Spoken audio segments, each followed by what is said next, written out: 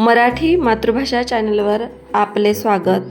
आज आपण मराठी बालभारती इयत्ता 6वी या पाठ्यपुस्तकातील पाठ क्रमांक 25 नवा पैलू या पाठाचा संपूर्ण स्वाध्याय पाहणार आहोत।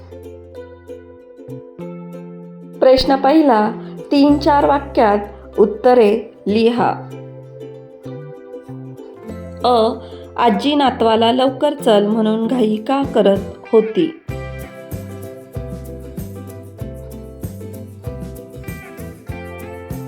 उत्तर, दवाखाना जवळ असल्याने आजी नातवाला घेऊन चालत निघाली होती। आजीचा नातू दिगू हा हळूहळू चालत होता।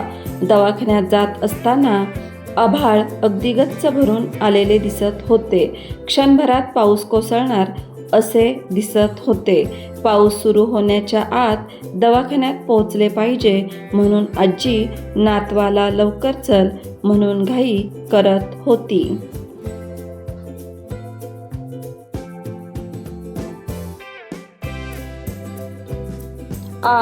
रिक्षावाल्याच्या बोलण्याने आजीच्या डोळ्यात पाणी का आले? उत्तर, दवाखान्यात चालत जात असताना दिगू रिक्षाच्या समोर आला, त्यामुळे रिक्षावाला दिगूला काहीतरी बोलत होता। दिगूला ऐकू येत नसल्याने तो काही तिथून हलत नव्हता। तेव्हा रिक्षावाला दिगूला बहिरा आहेस की काय असे बोलला। हे रिक्षावाल्याचे बोलणे ऐकून आजीच्या डोळ्यात चटकन पाणी आले।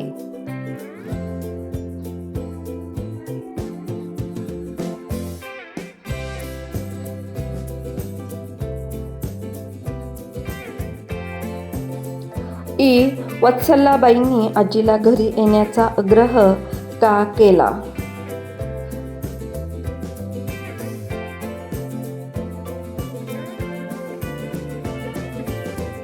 उत्तर, आजीच्या बोलण्यावरून आजीची अवस्था आणि दिगूचे बहिरेपण वत्सलाबाईंच्या लक्षात आले होते। वत्सलाबाई या मूकबधीर मुलांच्या शाळेत शिक्षिका होत्या। दिगूवर इलाज करता यावा या उद्देशाने वत्सलाबाईंनी आजीला घरी येण्याचा आग्रह केला।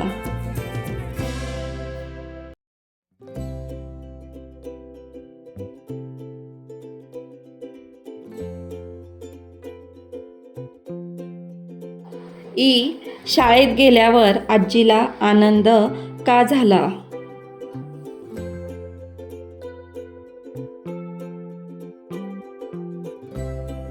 उत्तर, शाळेतील एक बाई एका छोट्या मुलाला यंत्राच्या साहाय्याने गोष्ट शिकवत होत्या। हे वत्सल्याने आजीला दाखवले। आजी उत्सुकतेने बघत होत्या। बहिऱ्या मुलाच्या तोंडून बाहेर पडलेले उच्चार टिपायला त्यांचे कान सावध झाले होते आणि मूल बाईसारखेच हसत हसत बोलले। हे सर्व पाहून आजीला आनंद झाला।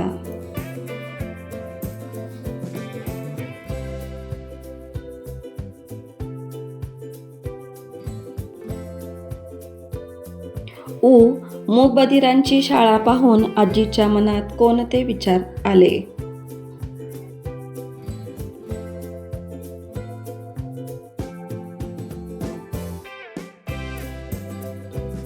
उत्तर, आजीला नातवाच्या दुःखावरून सर्वच मुक्यांच्या दुःखाची जाणीव झाली होती। मूकबधिरांची शाळा पाहून आजीच्या मनात विचार आला, आपल्याही खेड्यात अशी मूकबधीर शाळा काढली तर? कष्टाने जमवलेली शेती विकून त्या पैशात मूकबधीर मुलांसाठी शाळा काढायचे आजीने ठरवले। आजीने विचार केला की शाळा झाल्यावर गावातील मुले शाळेत जातील, शिकतील आणि स्वतःच्या पायावर उभे राहतील।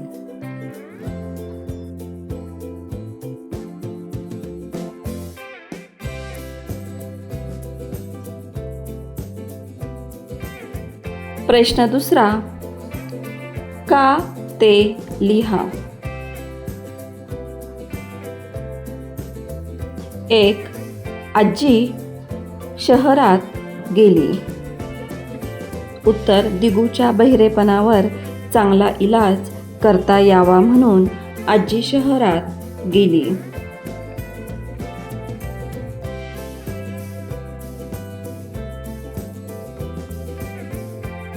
2. आजी वत्सलाबाईंच्या घरी गेली.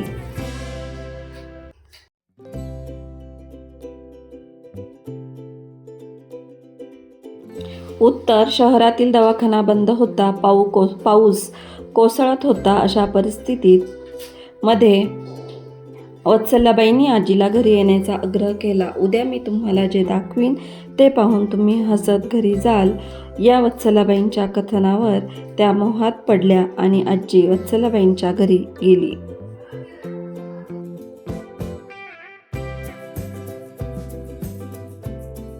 प्रश्न 3. आजीने गावात शाळा काढायचे ठरवले.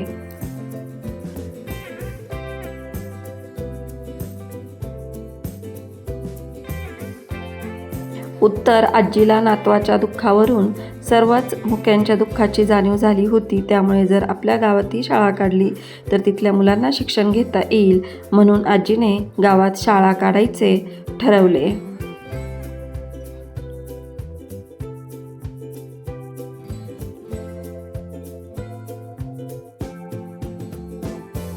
चार. वत्सलेने आजीला शाळेत नेले.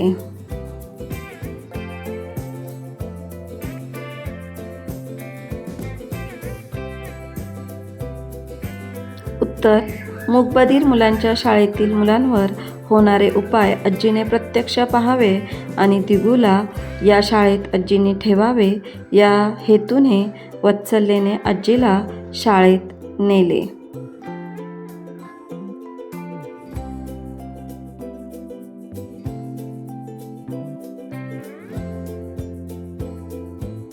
प्रश्न 3. थोडक्यात उत्तरे लिहा. 1. वत्सलाबद्दल 5 ते 6 ओळी लिहा.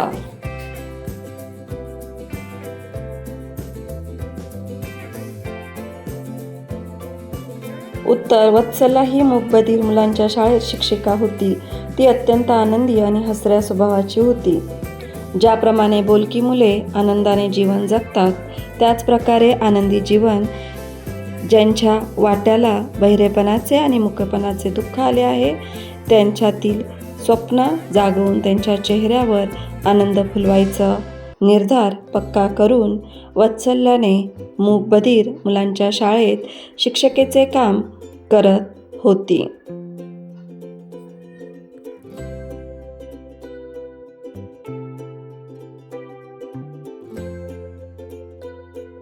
दोन. या पाठाला नवा पैलू हे शीर्षक आहे. ते योग्य कसे ते थोडक्यात लिहा.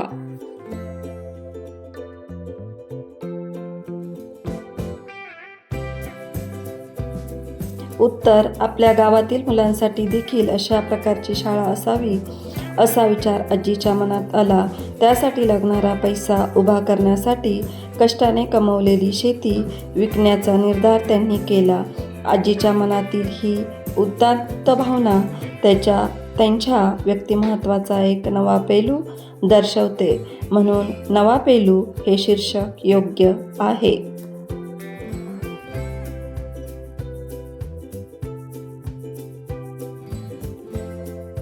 3. आजीच्या थोर विचारांबाबत 5 ते 7 ओळीत लिहा.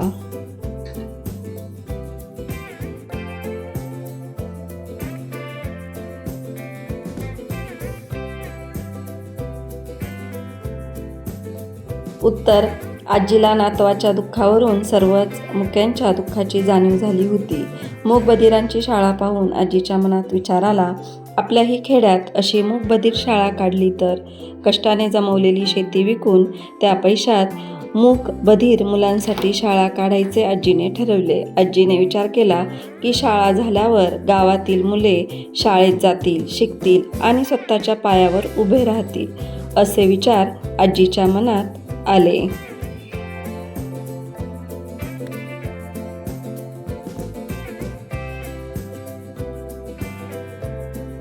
प्रश्न 4. खालील शब्दसमूहांचा वाक्यात उपयोग करा.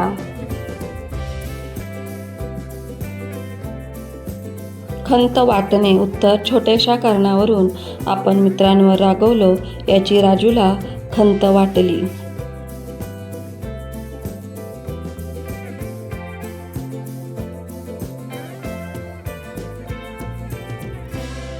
स्वाभिमान. उत्तर राज खूप स्वाभिमानी मुलगा आहे.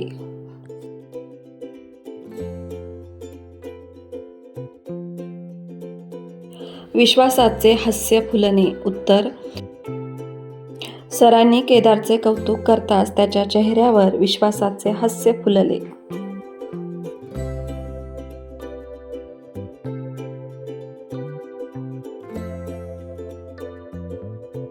पक्का निर्धार करणे. उत्तर परीक्षेत चांगले गुण मिळविण्याचा सार्थकने निर्धार केला.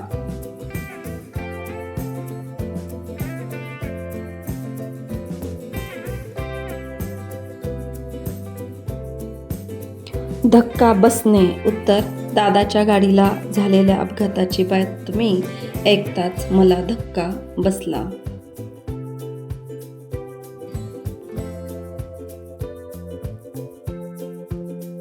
जाणीव होणे. उत्तर जसजसे वय वाढत जाते तसतसे आपल्याला आपल्या जबाबदाऱ्यांची जाणीव होत जाते.